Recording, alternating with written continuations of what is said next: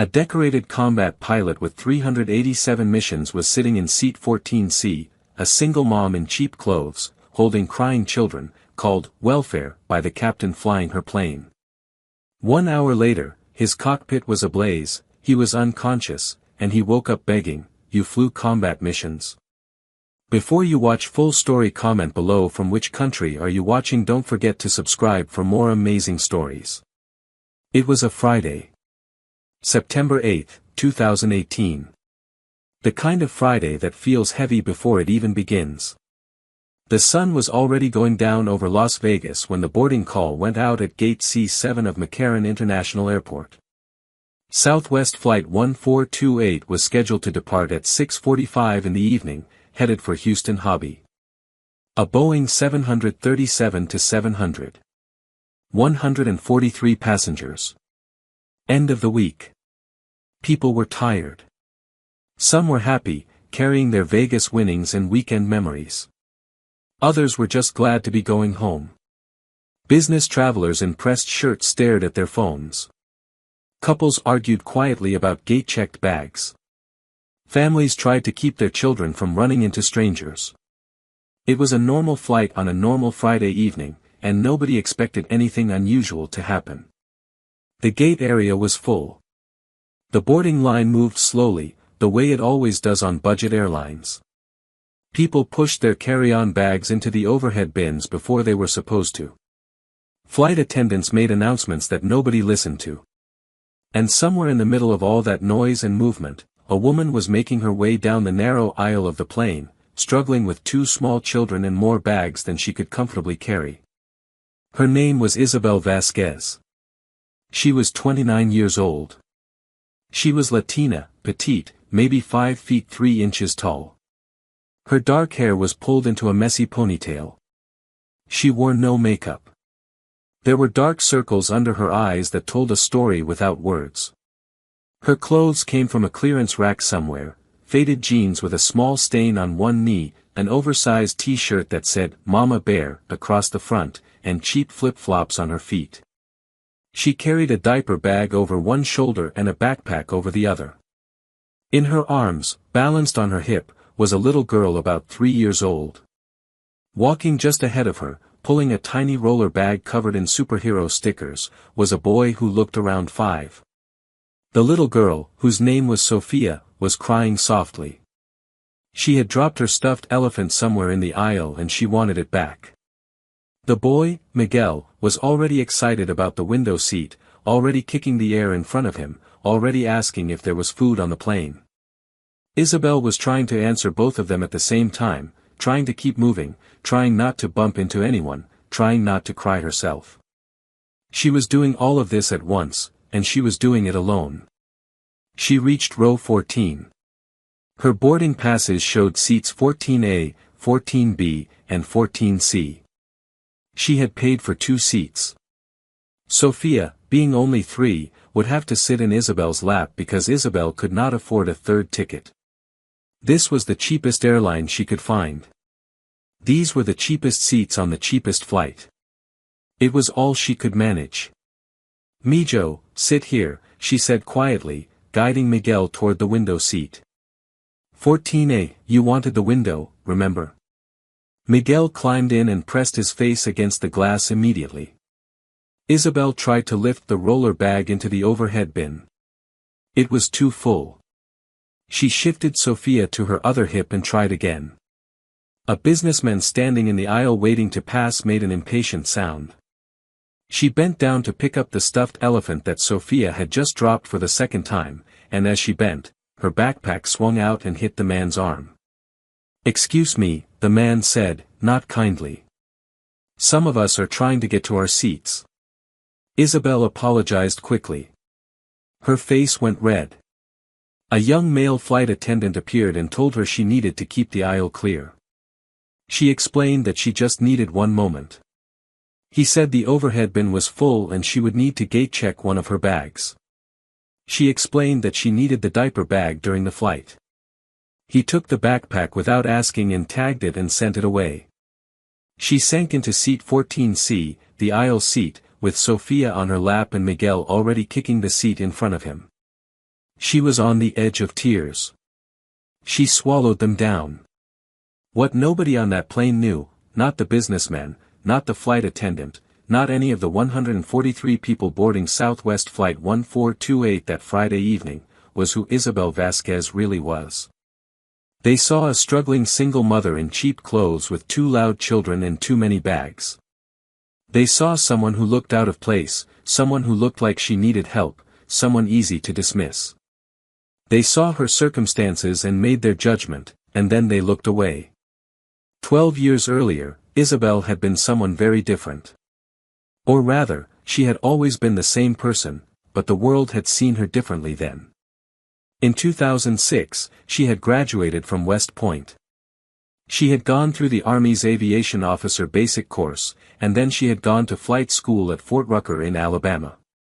She had graduated at the top of her class. In 2008, she had earned her wings. She became a military helicopter pilot. Not just any helicopter. She flew the AH-64D Apache Longbow attack helicopter. One of the most complex and powerful aircraft ever built for combat. She was assigned immediately to a combat unit and deployed to Iraq, and then to Afghanistan, and then back again, across 4 separate deployments over the following years. Captain Isabel Vasquez flew 387 combat missions. She provided close air support for ground troops who were pinned down and taking fire. She flew deep into enemy territory on reconnaissance missions where a single mistake would have meant death. She hunted insurgent positions with Hellfire missiles and a 30mm chain gun, and she never once failed to bring her crew home. During one mission in Helmand Province in Afghanistan, she kept her Apache on station for 6 straight hours under heavy enemy fire to protect a wounded Marine patrol until the medevac helicopter could reach them. The Marine Corps sent her a letter afterward. The Army gave her the Distinguished Flying Cross. She was promoted to captain at 25 years old.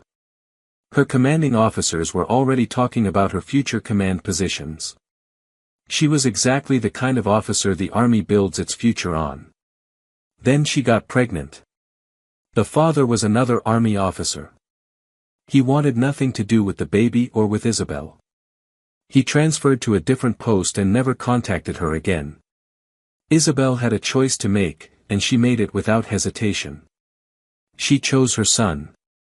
She left the Army at 27 with an honorable discharge, moved to Houston, and began the hardest phase of her life. The transition from decorated combat pilot to civilian was brutal. She applied for jobs and was told she was overqualified. She applied for entry-level positions and was told she lacked civilian experience.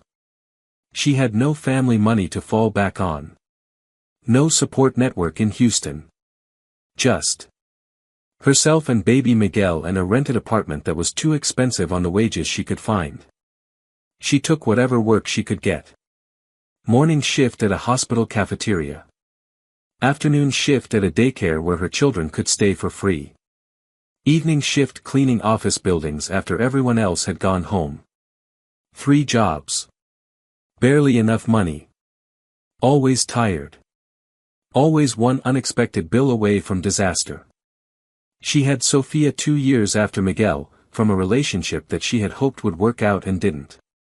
And now she was 29, working 3 jobs, raising 2 children alone, wearing a Mama Bear shirt on a budget airline because her father had died of a sudden heart attack and her mother needed her. She had borrowed money from friends. She had put the flights on credit cards she didn't know how she would pay off. She had arranged emergency childcare coverage at the daycare and flown to Las Vegas with her kids to help plan the funeral and sit with her mother and say goodbye to her father. And now she was flying home, broke and grieving, trying not to fall apart in public. Captain Isabel Vasquez was still in there. She had never left. She was just invisible. The cockpit door was still open during boarding. That was normal. Captain Mark Jensen was doing his pre-flight checks. He was 52 years old, with 14,000 flight hours and 21 years with Southwest Airlines. He was good at his job. He was also in a bad mood. It had been a long week with delayed flights and difficult passengers and not enough sleep. He heard the noise from the cabin. The crying children. The shuffling. The muffled apologies. He leaned out of the cockpit door and looked back down the aisle toward row 14. His first officer, Julie Park, was 35 years old and had 6,200 flight hours. She was doing her own pre-flight checks on the right side of the cockpit and she heard what Captain Jensen said next. He said it loud enough that more than just she could hear it. He looked at Isabel struggling in row 14 and he said, "Jesus. Why do people fly with kids if they can't handle them? Look at that mess in 14C. Probably couldn't afford a real airline so she's slumming it on Southwest with her welfare kids." Julie Park turned and looked at him. "Captain, that's inappropriate," she said quietly. He waved her off. "I'm just saying what everyone's thinking. Some people shouldn't travel." He turned back to his instruments. Julie looked down the aisle at the woman in row 14 and said nothing more. She felt the wrongness of what had just happened but she did not know what to do about it, and so she did nothing. Isabel heard every word. The cockpit was only 14 rows away. In the quiet of the pre-departure cabin, before the engines were running and before the cabin noise built up, the captain's voice had carried clearly. She heard, "welfare kids." She heard it the way you hear something that hits you in the chest before your brain has fully processed the words. Miguel looked up at her with his big brown eyes.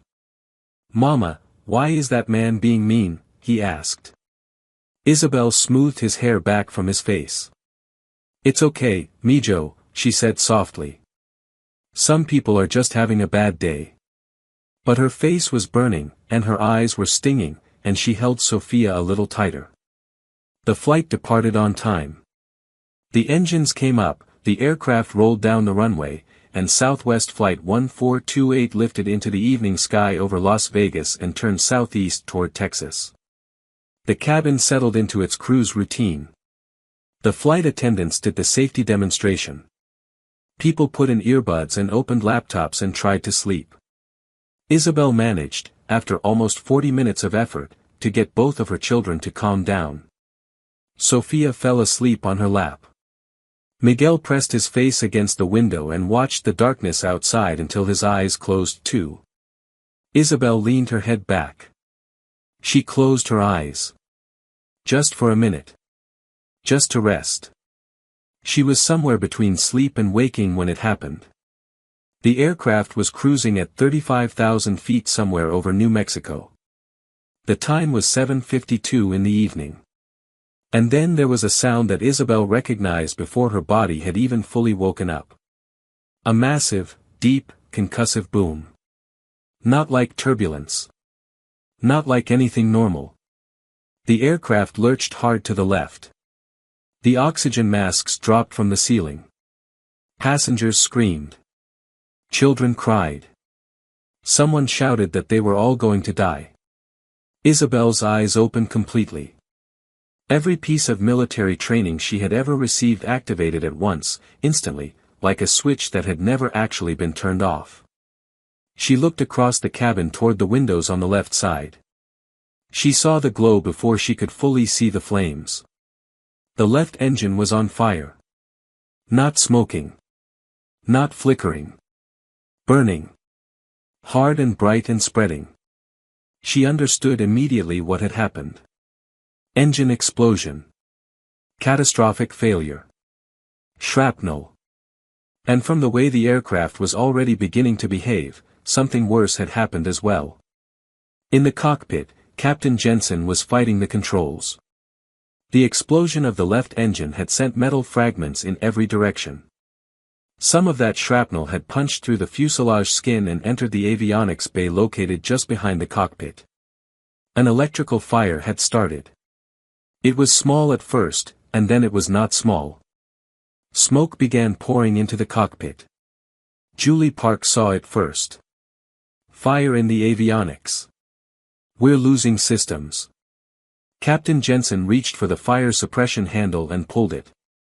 Nothing happened. The automatic fire extinguisher system had been damaged in the same shrapnel event that started the fire. It was not working. He pulled again. Still nothing. The fire was growing. Jensen keyed the PA system and told the flight attendants to prepare the cabin for emergency landing. Then the smoke hit him. It hit them both at the same time. The cockpit filled with thick, dark smoke in a matter of seconds. Jensen started coughing and couldn't stop. His eyes burned. He couldn't see the instruments. He reached for his oxygen mask but his hands weren't working the way they should. Julie was coughing too, grabbing for her mask, but the smoke was too fast and too thick and they were both overwhelmed before they could do anything to stop it. Captain Jensen slumped forward against the control column. Julie tried to pull him back but she lost consciousness herself moments later, sliding sideways in her seat. The Boeing 737-700 carrying 143 people began to descend without anyone flying it. Robert Chen was the senior flight attendant on Southwest Flight 1428. He was 46 years old and had been doing this job for 18 years. He had trained for emergencies his entire career, but he had never expected to actually open a cockpit door and find both pilots unconscious with fire burning behind them.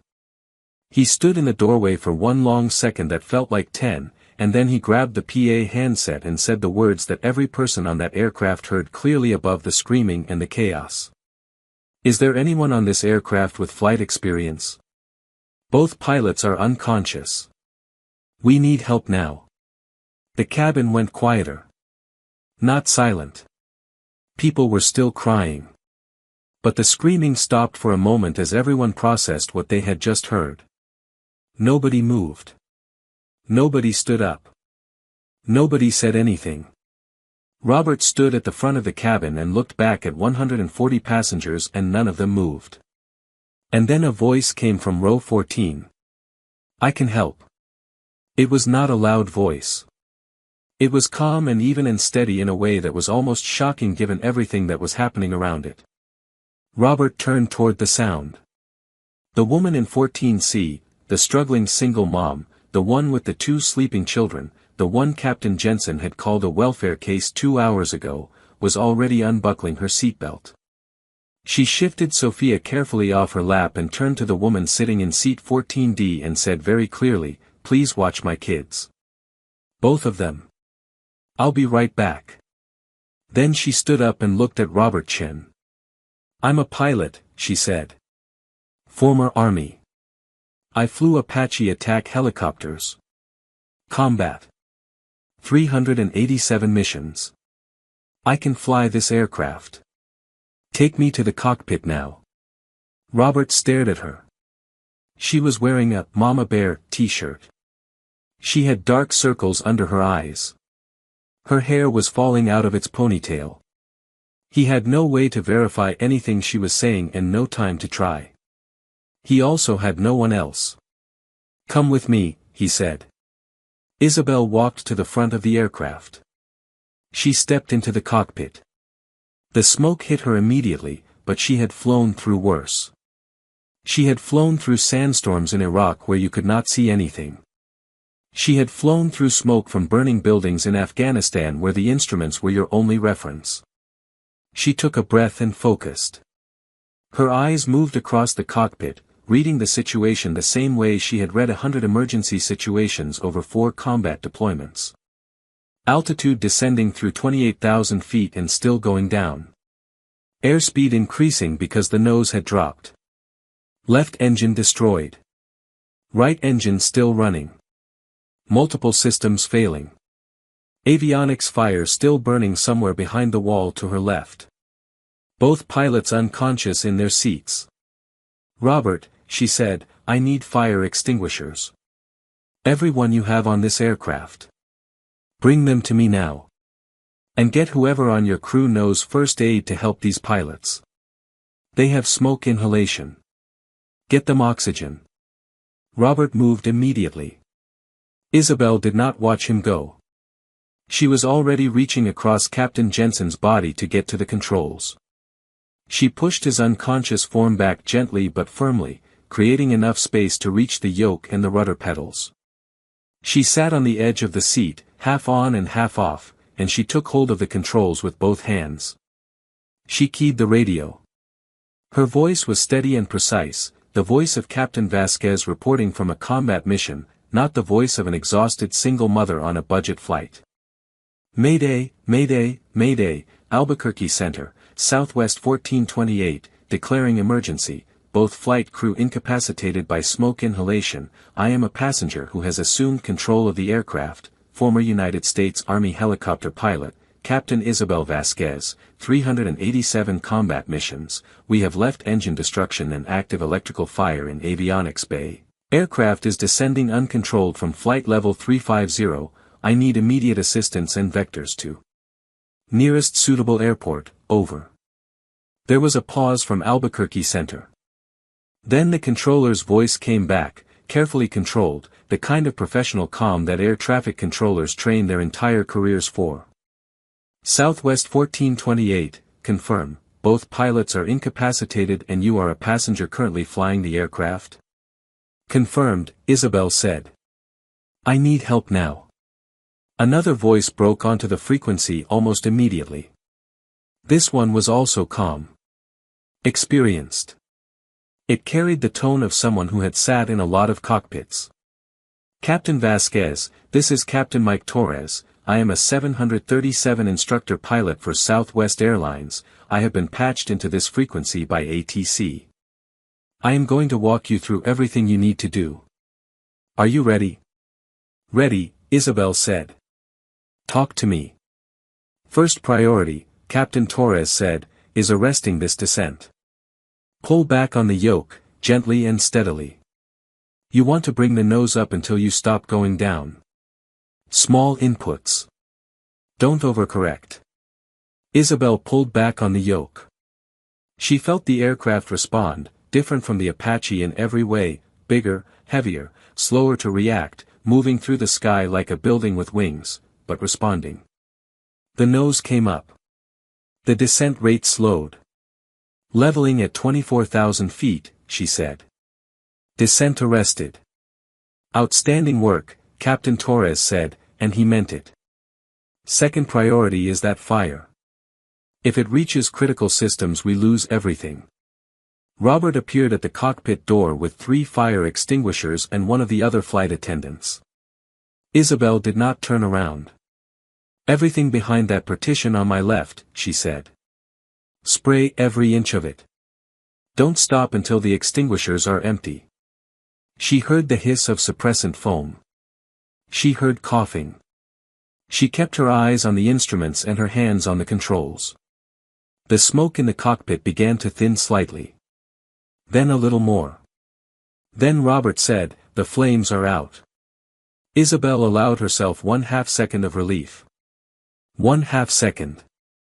Then she was back to flying. Fire is out, she reported to Captain Torres. Smoke is clearing. What's my approach? Albuquerque International Sunport, he said. 67 miles ahead of you. We have emergency services standing by. I'm going to walk you through setting up your approach. You have one engine running in degraded avionics, but you can do this. Let me ask you something, Captain Vasquez. Have you ever flown a fixed-wing approach? No, she said. Helicopters only. A pause. Not a long one. Then we're going to learn together, Captain Torres said. I've got you. Follow my instructions exactly and we will get that aircraft on the ground. Do you understand? Affirmed, said Isabel. Let's go. What followed was 22 minutes that would later be described by aviation safety investigators as one of the most extraordinary feats of emergency airmanship in commercial aviation history. Captain Torres talked. Isabel listened and acted, her military training making her the ideal student. She did exactly what she was told, nothing more and nothing less, no hesitation, no second-guessing, perfect discipline under pressure. He talked her through reducing altitude in a controlled descent. He talked her through configuring the flaps in stages. He talked her through managing thrust on the single remaining engine, compensating for the asymmetric pull with rudder input. He talked her through calculating the landing speed they would need given their weight and configuration. Isabel repeated every instruction back clearly, confirming, confirming, confirming. Back in the cabin, the passengers had gone from screaming to something closer to stunned silence. Robert Chen had come back on the PA system and told them, in measured words, that a qualified pilot had assumed control of the aircraft and that they should remain seated with seatbelts fastened and follow all crew instructions. He did not say that this qualified pilot was the woman from seat 14C. He did not say anything about who she was or where she came from or what she had done in her life. He just said a pilot was flying the plane and they needed to stay calm. Miguel had woken up during the initial explosion. He was sitting in seat 14A with his back pressed against the window, watching the empty seats where his mother had been sitting. The woman in seat 14D had her arm around him and was speaking softly to him. Sophia was still on the woman's lap, awake now too, holding the stuffed elephant tightly. Miguel kept asking where his mama was. The woman did not know exactly what to say. After a moment she said, "Your mama is flying the airplane, sweetheart. She went to help everyone." Miguel looked at her. He looked at the empty seat. He looked back at the woman. "Mama knows how to fly airplanes?" he asked. "Yes," said the woman. "She really does."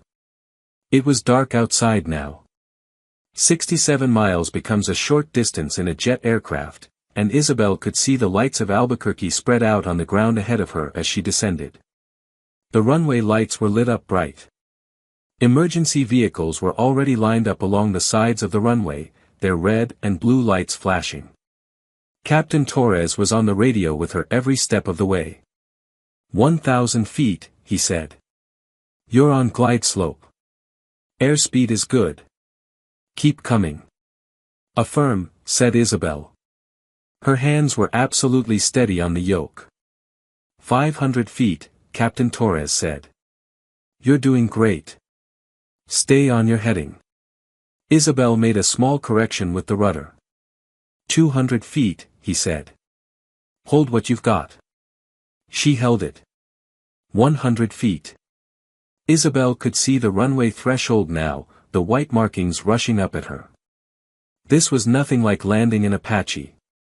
An Apache you could hover. You could slow down to almost nothing.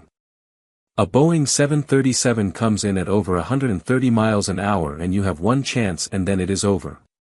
But she had landed in conditions that no Boeing pilot had ever trained for. She had landed Apaches on mountain ridgelines in Afghanistan with battle damage and failed hydraulics and enemy fire coming up from 3 directions. She had landed at night in zero visibility with her instruments shot out. She had landed when she thought she was going to die and had done it anyway because the soldiers on the ground needed her and there was no one else. She had always landed. 50 feet, said Captain Torres. "Flare now. Pull back gently." Isabel pulled back on the yoke. The nose of the 737 rose slightly. The main gear hit the runway hard. Harder than a normal landing. But they were down. The nose gear came down a moment later, and Isabel applied the brakes, and the aircraft rolled to a stop with emergency vehicles converging from every direction. All 143 people aboard Southwest Flight 1428 were alive. Isabel sat in the captain's seat with her hands still on the controls for a long moment after the aircraft stopped moving. She could hear the cabin behind her erupting in sound, people crying and praying and talking all at once. She could hear Robert Chen on the PA telling everyone to remain seated. She could hear the emergency vehicles outside. She sat very still and she breathed. Then she put the aircraft's parking brake on, the way Captain Torres had told her to, and she stood up. The paramedics came aboard quickly. They moved Captain Jensen and First Officer Park off the aircraft on stretchers and into waiting ambulances. Both pilots were breathing and both would recover fully, the doctors would confirm later. Smoke inhalation. No permanent damage. They had been lucky. They had been very lucky for a very specific reason that neither of them fully understood yet. Captain Jensen regained partial consciousness in the ambulance on the way to the hospital. He was confused. He asked what had happened. The paramedic told him the aircraft had experienced an engine explosion and cockpit fire and that both he and his first officer had been incapacitated by smoke. He asked who had landed the plane. The paramedic said it was a passenger. A woman. A former military pilot. He was taken to the hospital and treated and, a few hours later, he was sitting up in a bed in a recovery room when Robert Chen came in. Robert had given his account to the safety investigators and to the airline officials and to the police, and now he came to see the captain. Jensen asked him to tell him everything. Robert told him everything. He told him about the explosion and the smoke and finding both pilots down. He told him about getting on the PA and asking for help and hearing a voice from row 14. He told him about the woman in the Mama Bear t-shirt who stood up and walked to the cockpit and said she was a pilot with 387 combat missions. He told him about watching through the open cockpit door as this woman Jensen had called a welfare case 2 hours earlier, hand flew a 737 with one engine and failing systems onto a runway in the dark and got them all home safe. Captain Jensen lay very still in his hospital bed and did not speak for a long time after Robert finished. Isabel was still at the airport when they told her Captain Jensen was asking to speak with her. She was in a small room off the main terminal, sitting on a chair with Sophia on her lap and Miguel leaning against her arm. She had answered every question the investigators had asked her. She had gone through the radio logs and confirmed the timeline. She had been offered food and water and a hotel room for the night, and she had accepted all of it quietly. She had not cried yet. She didn't know when she would. Maybe later, when the kids were asleep. She agreed to go see Jensen. She went alone, leaving the children with a Southwest employee who had appointed herself unofficial caregiver for Miguel and Sophia for the evening. Robert finished telling the story. Jensen had not moved. He had not spoken. He had lain completely still in his hospital bed with the oxygen tubes in his nose and his hands flat on the blanket and his eyes fixed on the ceiling. Then he said, very quietly, "The woman from 14C." Robert said yes. Jensen closed his eyes. "She flew combat missions," he said. It was not a question, but Robert answered it anyway. 387, Robert said. Army. Apache helicopters. Iraq and Afghanistan. Distinguished Flying Cross. Jensen opened his eyes. "You flew combat missions," he said, to no one in the room, to himself, to the ceiling. The words came out like something being pulled out of him slowly. He said it again. "She flew combat missions." As if saying it twice would help him understand it. As if the first time had not been enough to make it real. He turned his head and looked at Robert, and his face had gone a color that had nothing to do with smoke inhalation. "And I called her children welfare kids," he said. Robert did not say anything. There was nothing to say. Jensen stared at the ceiling for another long moment. Then he said, "I need to talk to her. Please. I need you to ask her to come. Please, Robert. Please." Jensen was pale when Isabel walked in. The oxygen tubes were still in his nose. He looked at her when she came through the door, and whatever he had been planning to say, whatever words he had been putting together in the hour since Robert had left, they seemed to leave him entirely when he actually saw her standing there. He tried to sit up straighter and could not quite manage it. His voice when he finally spoke was rough from the smoke and from something that had nothing to do with smoke. "I know what I said," he told her. "On the plane. Before we took off. I looked back at you struggling with your children and I said things that I have no excuse for. No reason for. Nothing that explains them or makes them acceptable." He stopped. He tried again. "And then you, after all of that, you went into that cockpit and you," he stopped again. He looked directly at her, and this time the words came out differently, slower, like each one cost him something. "You flew combat missions," he said. 387. Robert told me. "You flew Apache helicopters in Afghanistan, and I stood in my cockpit and I called your children." His voice broke on the last word. He pressed his hand over his eyes for a moment. When he lowered it, his expression was not the expression of a captain. It was the expression of a man who had seen something true about himself and could not look away from it. "I am begging you," he said. "I am begging you to forgive me. I know I don't deserve it. I know that. But I am begging you anyway. Please." Isabel stood near the doorway. She had her arms folded across her Mama Bear t-shirt. She looked at him the way a person looks when they have thought very carefully about what they want to say and have chosen only the words that are true. "I didn't save you because you deserved it," she said. "I want you to understand that. I saved everyone on that aircraft because 141 of those people did nothing wrong. And because my children were on that plane. And because I'm a pilot, and there was no one else, and that is what pilots do." She paused. Then she continued. "You looked at me and you saw a broke, struggling single mom with 2 noisy kids and cheap clothes, and you decided you knew everything about me. You decided I was less than you. Less than the people around me. You said that out loud, in front of your crew and the passengers. And I heard you. My son heard you." Something moved behind her eyes, but her voice stayed even. "I am Captain Isabel Vasquez. I flew AH-64D Apache attack helicopters for the United States Army in Iraq and Afghanistan. I flew 387 combat missions. I earned a Distinguished Flying Cross. I was promoted to captain at 25. I am also a single mother who works 3 jobs and can only afford a budget airline and a clearance rack t-shirt. Both of those things are true at the same time. What you saw was one of them. What you chose to say was based on that one piece. I hope you think about that," she said. "I hope it changes something in how you see people. But that is not my responsibility.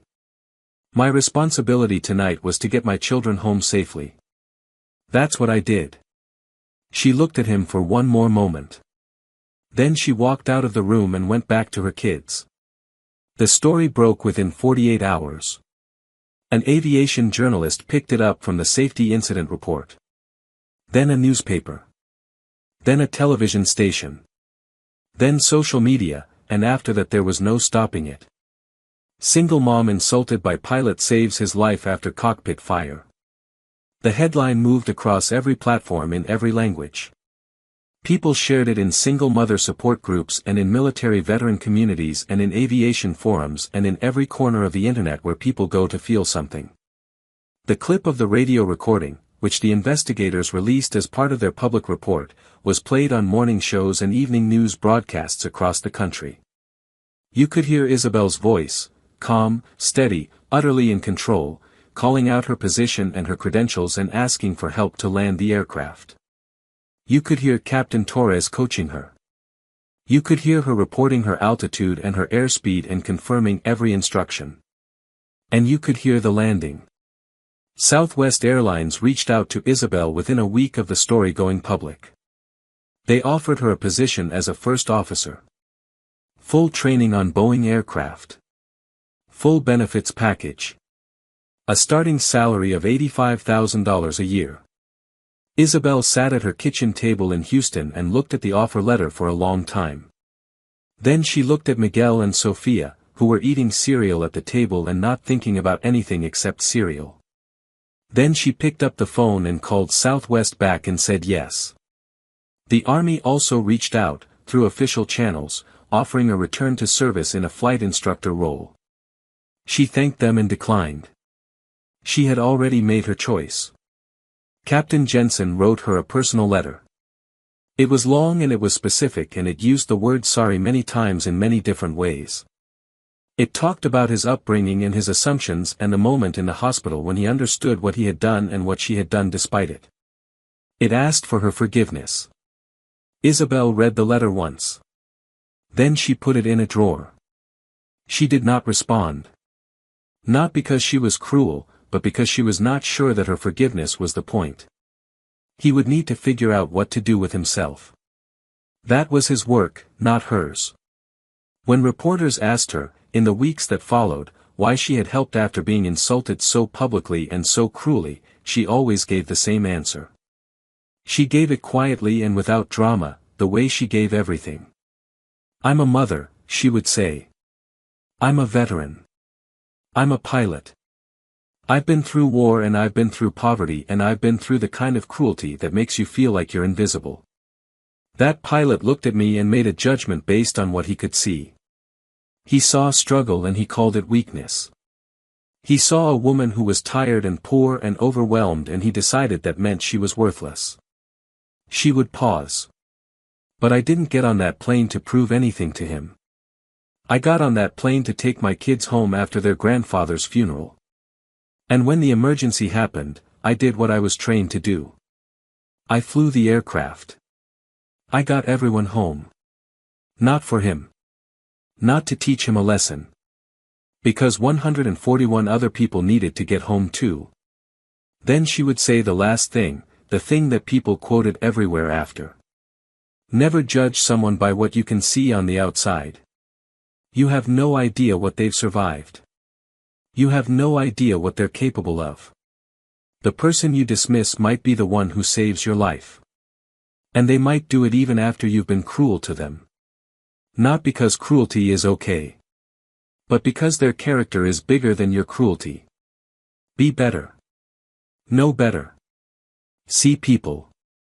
Miguel started first grade the following September. He told his teacher on the first day that his mom flew airplanes. The teacher smiled politely, the way teachers do when they assume small children are exaggerating. Then she looked it up on her phone that night and sat in her kitchen with her hand over her mouth. Sophia was too young to understand all of it. But she understood that her mama had flown the big airplane and brought everyone home, and she held her stuffed elephant a little tighter whenever she thought about it.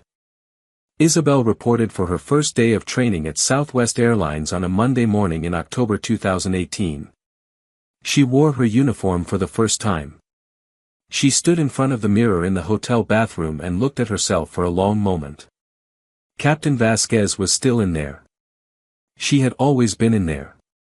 She just had not been visible to anyone who wasn't paying attention. She walked out of that bathroom and went to learn how to fly a Boeing properly. Because she had landed one in the dark with one engine and failing systems, and she figured she had earned the right to know exactly how it was supposed to be done.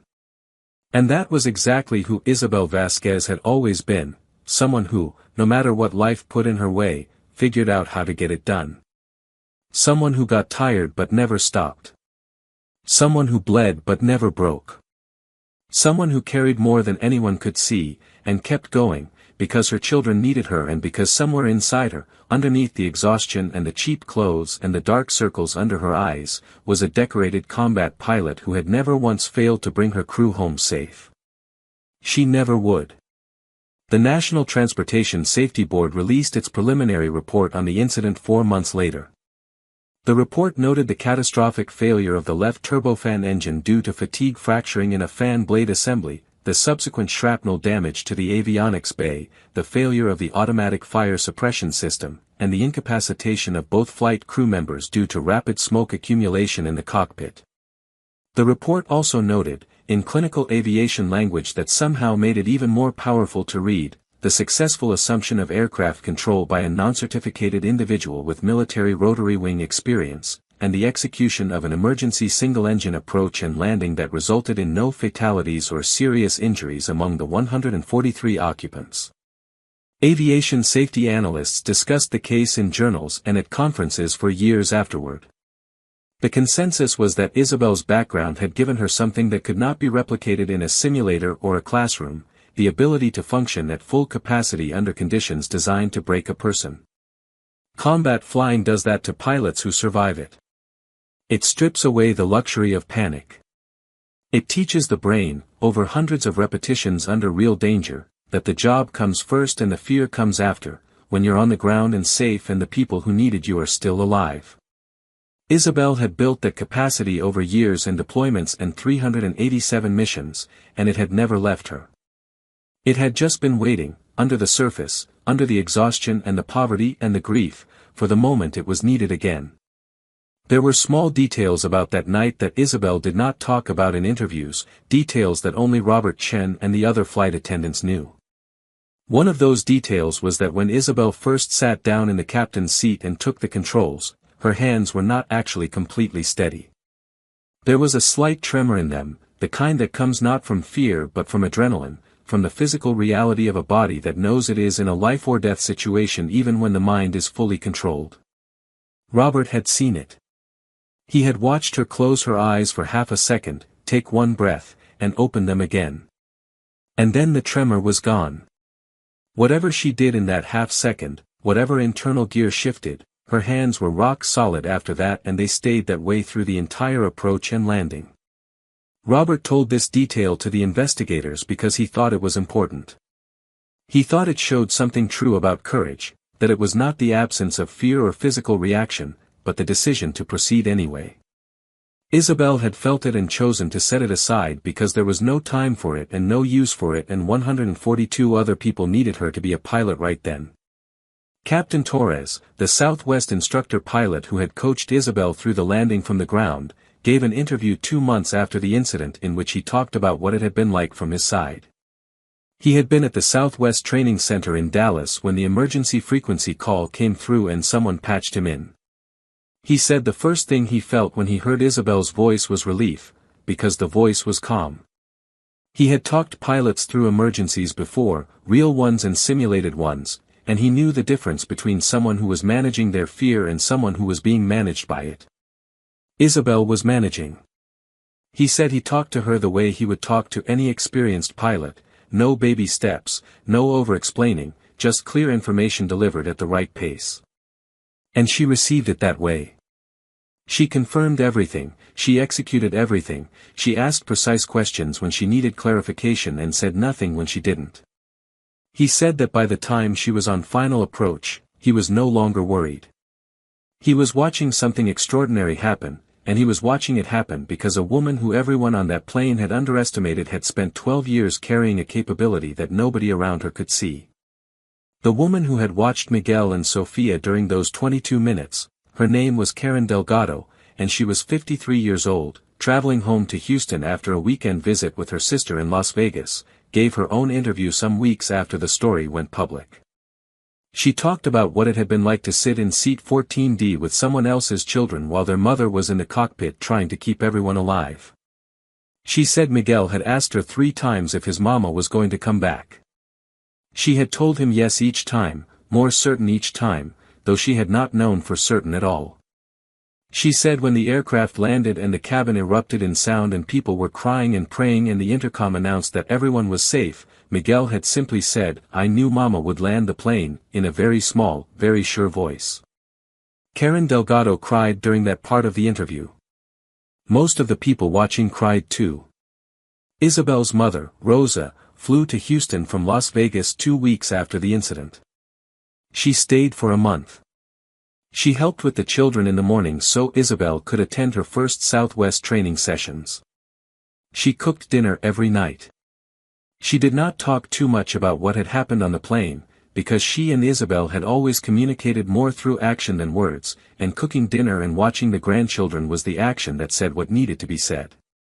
On her last night before flying home, Rosa sat across from Isabel at the kitchen table after the children were in bed, and she put her hand over Isabel's hand and said, in Spanish, "Your father would have wanted to see that."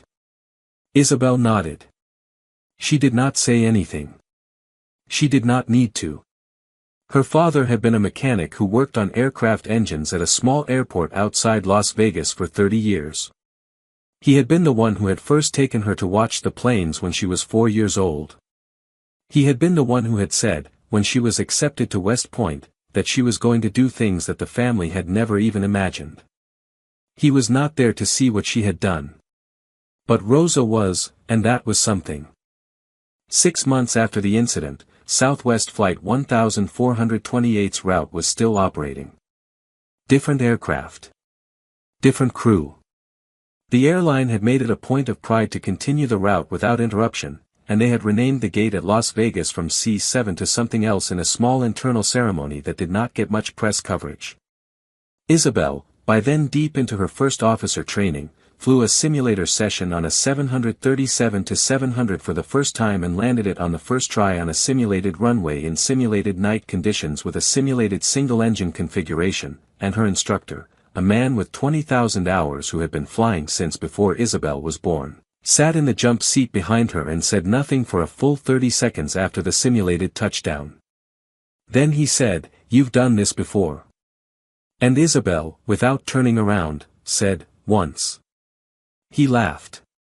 It was the first time in the entire training program that she had made her instructor laugh, and she decided that was a good sign.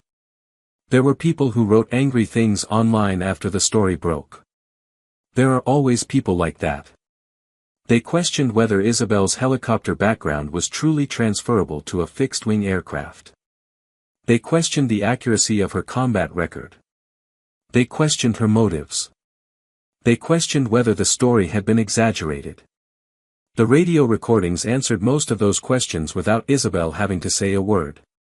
Her FOIA-released military records answered the rest. 387 missions. The Distinguished Flying Cross. Her West Point graduation record. Her honorable discharge. All of it documented. All of it real. The questioning stopped, mostly, after that. What stayed, what did not stop, was the conversation that the story started. In military veteran communities, people talked about what happened to service members, especially women of color, when they transitioned out of the military and into a civilian world that did not know what to do with them. Isabel was not a special case. There were thousands of veterans working minimum wage jobs because the civilian job market could not read their skills or did not bother to try. There were thousands of people carrying extraordinary capability in unremarkable clothes, invisible to everyone around them, doing whatever work was available because the work that matched their training was not available. Isabel's story put a specific, human face on an abstract problem, and that face was a 29-year-old woman in a Mama Bear t-shirt with dark circles under her eyes and 2 children on her lap who had just saved 142 lives for reasons that had nothing to do with recognition and everything to do with character. Isabel did not set out to be a symbol. She set out to get her kids home after her father's funeral. But she had become one anyway, in the way that things become symbols when they are true enough and clear enough that they cut through everything else and make people feel, in their bones, something they already knew but had forgotten. She became a symbol of what is hidden inside the people we dismiss. She became a symbol of what judgment costs us when we get it wrong. She became a symbol of the gap between what a person looks like and what a person is, and of how wide that gap can be, and of how much it matters which side of the gap we choose to look at. She was Captain Isabel Vasquez. She had always been Captain Isabel Vasquez. The world just finally looked closely enough to see. On her first actual flight as a Southwest first officer, not a simulator, not a training exercise, but a real aircraft with real passengers on a real route, she sat in the right seat and ran through her pre-flight checks and felt, for the first time in 2 years, like herself. Not the version of herself that the world had been seeing. Not the struggling single mother in cheap clothes juggling 2 children through a budget terminal. Her. Captain Vasquez, sitting in a cockpit, instruments laid out in front of her, aircraft waiting to be flown. She thought about her father watching planes from a chain-link fence at a small airport in Nevada. She thought about Fort Rucker and the feeling of the rotors coming up to speed for the first time. She thought about Helmand Province and 6 hours of station time and the Marines on the ground who came home because she stayed. She thought about Miguel asking where Mama was, and Karen Delgado telling him that Mama was flying the airplane. She looked out at the runway ahead of her, long and straight and lit and ready, and she thought about all the things that had broken her and all the things that had not, and all the reasons she had chosen to keep going on every day when stopping would have been so much easier. The captain in the left seat asked if she was ready. She was ready. She had always been ready. She told him so and she meant it, and they took off into a morning sky that was wide and blue and clear in every direction, and Captain Isabel Vasquez flew.